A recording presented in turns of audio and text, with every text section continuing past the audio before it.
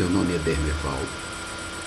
graduando do curso de Psicologia da Escola Baiana de Medicina e Saúde Pública. E este vídeo integra o portfólio que faz parte do componente disciplinar avaliativo de Fundamentos de Psicologia, uma matéria lecionada pela professora Ana Amélia, cujo objetivo é apresentar um resumo do documentário Estamira. Este documentário, dirigido por Marcelo Prado, foi inicialmente idealizado pelo diretor como algo que visava documentar as condições do aterro sanitário de Jardim Gramacho, localizado na cidade do Rio de Janeiro. Sendo que, ao chegar lá, deparou-se com a informação de que o verdadeiro documentário sobre o aterro deveria passar pelo conhecimento de uma pessoa chamada Estamira, o que inicialmente fez ele estranhar, mas, vindo a procurá-la, descobriu que de fato tratava-se de alguém fundamental para trazer não apenas o documentário sobre o aterro, mas muito mais do que isso, a constatação de que em nosso país, o Brasil, nós temos verdades que precisam ser e que estão sendo, aos poucos, descortinadas sobre o que a gente pode chamar de loucura ou condições de vida precárias ou de sobrevivência, enfim, de tudo aquilo que a gente pode constatar como realidades cotidianas da nossa vida em sociedade. Passando a diversos dias gravando o dia a dia de Estamira, ele documenta algumas coisas que nos trazem a realidade que aquela senhora, que já vivia tantos anos naquele aterro, de fato, sendo portadora do que se chamaria de transtornos mentais, tanto que ela dirigia-se regularmente nas datas marcadas ao posto do CAPS, posto de atendimento, né, de atendimento a pessoas necessitadas nessa área da saúde, e tomava seu remédio, fazia algum acompanhamento psiquiátrico, mas no seu dia a dia, no aterro, apresentava o que nós podemos chamar de senso de realidade, de consciência, que em nada pode ser atribuído a uma pessoa que poderíamos dizer desprovida de saúde mental. Ao contrário, ela demonstra uma vivência entre o que chamamos de realidade e ilusório, entre o que nós podemos chamar de útil ou não, do que nós, chamados pessoas normais, produzimos e enviamos para aquele aterro. E ela sabe, e ela chega a dizer que essas pessoas que produzem esse lixo para o aterro não sabem o que significa realmente o que é útil, o que não é, o que pode ser descartado ou não, e como tratar a nossa vida de maneira que até mesmo os aterros que produzimos sejam resultado de uma vida melhor pensada. Será que uma pessoa desprovida do que chamamos de normalidade de saúde mental teria tal raciocínio? Pois, além disso, Estamira apresenta uma série de conhecimentos ou de insights a respeito da vida, chegando a comentar sobre a ação dos seus remédios sobre o seu corpo, aos quais chamamos de dopante, as circunstâncias nas quais a sua vida chegou àquele ponto de estar no aterro, de como ela era casada, os filhos que gerou, e durante o documentário há um contato entre ela e esses filhos, é um filho e são duas filhas, e as relações vão começando a ser como que pontuadas, identificadas como relações que transmitem o quanto uma pessoa foi marcada pela vida, tendo sido estuprada, e uma vez que ela participava de uma comunidade cristã, religiosa, ela se vê como que apenas envolvida em um momento em que a sua privacidade é invadida e ela está clamando por Deus, e o agressor chega a dizer que Deus não existe, Deus a abandonou, e ela se vê, na minha avaliação, não apenas estuprada, não apenas invadida, violentada por aquele homem, mas também indiretamente por um Deus que abandonou e que indiretamente também a estuprou, por dizer assim, um termo um tanto pesado, mas que pode bem se aplicar, e que de alguma forma não esteve com ela no seu momento mais difícil. Isso torna-se uma marca presente nos diálogos ou nos momentos em que Istamira é chamada a lidar com a realidade, com o seu filho, que é evangélico e que pretende ler textos da Bíblia na sua casa, e ela reage de forma bastante contundente, de uma forma bastante irascível, e ela chega a dizer palavras pornofonias contra esse Deus, contra essa invasão da sua privacidade, na qual o seu filho parece não respeitar, e que também ela, nos momentos de relação com sua filha mais nova, que lhe foi tirada de modo a ser preservada para estudar e para ter uma vida, digamos, normal, percebe-se o dilema que fica entre essa mãe que, ao ver a filha, demonstra carinho e recebe carinho da filha, que também demonstra um dilema muito grande sobre se deveria ter deixado sua mãe ou não. Enfim, traça-se a partir daí uma série de detalhes de uma relação conturbada, de uma relação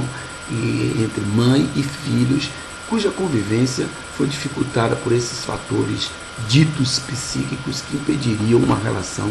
ao que chamamos de normal. Também com a sua filha, a sua outra filha, que tem nela um cuidado e que, sob hipótese nenhuma, gostaria ou queria deixá-la em um internato, há uma relação de cuidado, de carinho, apesar de que todos os três filhos demonstram desconhecer o que seria melhor. A mais nova ficar com a mãe, o filho mais velho que chega a quase que dizer que desistiria de uma ação mais direta com suas orações e leituras bíblicas, mas que chega a demonstrar não só uma inaptidão, mas uma preocupação. Se de fato sua mãe está demonstrando um desajuste espiritual, o que fazer diante disso? Como lidar com isso? Na verdade, há toda uma questão envolvida que se mostra real, não só no caso de Istamira, mas acredito uma realidade de várias famílias, de vários contextos da nossa realidade, digamos, brasileira e, por que não dizer, mundial. Enfim, o filme ele vai tratando, inclusive, demonstrando que no momento em que Istamira vai ao posto pegar o seu remédio, ela sabe descrever muito bem, inclusive com uma linguagem própria, com termos que são totalmente dela, sobre as ações desses remédios nela, como a dopa, por isso que ela chama de dopante, de como a deixa assim, fora de uma realidade que ela entende ser a realidade do seu dia a dia ali no aterro, mas e que inclusive isso é evidenciado pela forma como ela se apresenta indo ao posto, totalmente vestida, diferentemente do que fica no aterro, demonstrando ser uma outra Istamira, ou melhor, não ser Istamira, ser alguém que se molda aos padrões de uma sociedade para se apresentar-se diante de um médico, diante de um especialista na área de saúde que a avalia e que nessa avaliação mantém os remédios. E ela, por entender que estava sob tratamento, enfim, por uma série de contingências da sua própria realidade, ela continua administrando conforme a orientação. Mas é impressionante perceber como ela traz em si essa realidade de uma Istamira que entende princípios de como produzimos o que dejetamos, o que jogamos no aterro sanitário, e como isso poderia ser melhor trabalhado. E como essa pessoa que tida pela sociedade ou por um especialista de uma área apresenta distúrbios, apresenta uma necessidade de medicação, se mostra tão conhecedora. Há um dado interessante nesse filme, em que em um dado momento ela está conversando com um cinegrafista, ela está, na verdade, relatando algumas coisas, e ela para e diz assim, um momento que eu estou pensando, mas eu vou descer. Essa expressão, eu vou descer ou estou descendo, demonstra como ela tem consciência de que é possível sair do que nós chamamos essa realidade do dia a dia e ir para esse mundo abstrato no qual vivem essas pessoas tidas como nós, como portadoras de distúrbios, e como ela tem consciência de que pode retornar a esse outro mundo que é a sua realidade do aterro sanitário, ao qual, para mim, em nada difere da nossa realidade do dia a dia, apenas, obviamente, em relação às condições sanitárias que são totalmente insalubres e totalmente inapropriadas para um ser humano. Mas essa Estamira que mora nesse aterro, ela cozinha, faz uma comida cuja os filhos demonstram, a filha principalmente mais nova, uma admiração pela comida da mãe, ou seja, ela ainda sabe dizer o que é uma boa comida, como se preparar uma boa comida, como fazer ao pegar o pote de um resíduo de palmito, como preparar, depende do tempero, enfim, uma mulher que não perdeu o que podemos chamar de contato com a realidade, mas que é tida pela nossa sociedade, vamos chamar especializada, pela fatia especializada da sociedade, como alguém portadora de distúrbios. Essas questões, elas estão sempre na mente, não só dos especialistas, mas das pessoas do dia a dia, principalmente das famílias que estão vivendo uma realidade de ter alguém com distúrbios. E não apenas a gente descobre que é um assunto polêmico sobre as questões de internação, como ocorre também no filme A Casa dos Mortos, interessante de ser visto, assim como também a realidade do que a gente poderia analisar no que diz respeito às instituições que internam ainda hoje os hospitais psiquiátricos, ou às pessoas que são atendidas nos CAPs, no qual há uma constante luta entre manter essas pessoas no convívio diário da família, que hoje pressupõe-se ser o melhor, ou tê-las de fato no isolamento. Essas questões já são há muito tempo. O escritor Machado de Assis nos brindou com o filme, o livro, O Alienista, no qual ele retrata muito bem o que poderia ser uma realidade, né? É uma ficção de uma cidade chamada Itajaí, no interior do Rio de Janeiro, em que um médico chamado de Bacamarte, ele vai tomar toda uma iniciativa no que diz respeito a uma ciência positivista, ou seja, uma ciência que acreditava que os seus conhecimentos, de que os seus avanços, e principalmente de que o seu desenvolvimento tecnológico traria progresso e melhoria para o homem em todas as suas circunstâncias no mundo, e que esse homem daria um salto de qualidade de vida, o que de fato não ocorreu na sua totalidade. Não podemos negar que houve avanços, que houve melhoras, que a ciência avançou, que as tecnologias contribuem, mas o que está por trás de tudo isso é a ideia de que um conhecimento teórico, mesmo no que diz respeito à saúde mental, não pode prescindir da questão principal envolvida aí, que é o objeto que se trata do homem desse estudo, o objeto dessas implicações do conhecimento científico, que não é apenas um objeto inanimado, analisado, medido, pesado, mas é um ser que participa do processo da sua própria autoanálise, da sua própria análise, podendo participar, inferir e podendo, sobretudo, contribuir, dada a sua complexidade, dados os caracteres da subjetividade que envolve esse objeto, que no caso é o sujeito, né? O homem, enquanto, objeto de estudo e sujeito ao mesmo tempo, e o que traz todas essas questões, inclusive epistemológicas, que envolve aí a história da psicologia como um todo, até hoje questionada se ciência, se apenas um conjunto de ideias, se apenas uma teoria da conduta geral, conforme comenta o Georges Candelet em seu livro de estudos de filosofia e história das ciências, um livro interessante, mas que, voltando ao assunto das questões que envolvem o ser humano, nós não podemos prescindir. A psicologia, ela tem a obrigação de atentar para isso, sob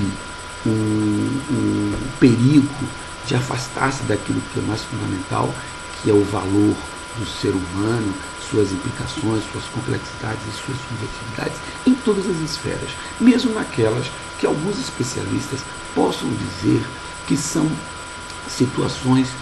ditas por laudos ou por avaliações como últimas, ou seja, que é necessário ser internado em isolamento da sociedade. É óbvio que com essa expressão nós não queremos defender a ideia de que não existam distúrbios mentais ou que não existam situações nas quais seres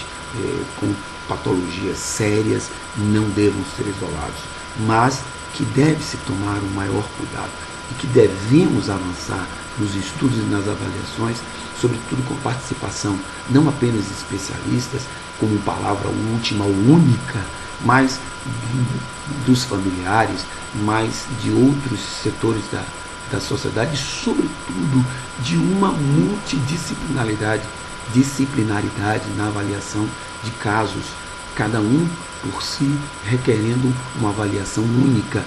dada a diversidade das pessoas. Talvez, conforme o número de casos que existam, seja um tipo de avaliação, obviamente, e um tipo de direcionamento que possa vir ser dado. O filme Estamira é de uma riqueza fantástica, que nos traz lições e reflexões muito profundas sobre o que nós chamamos de sermos normais ou não numa sociedade tão afligida por estresse, por condicionantes que a levam a alterações, não só uma, há várias alterações de comportamento, de humor e de consequências psicossociais, as quais aqui eu acho desnecessário mencioná-las, até porque o propósito não é esse. Finalizo dizendo que o filme é de uma riqueza enorme e nele nós podemos detectar não apenas os dados que eu falei, obviamente não daria tempo muitos, mas poderemos observar muitas outras,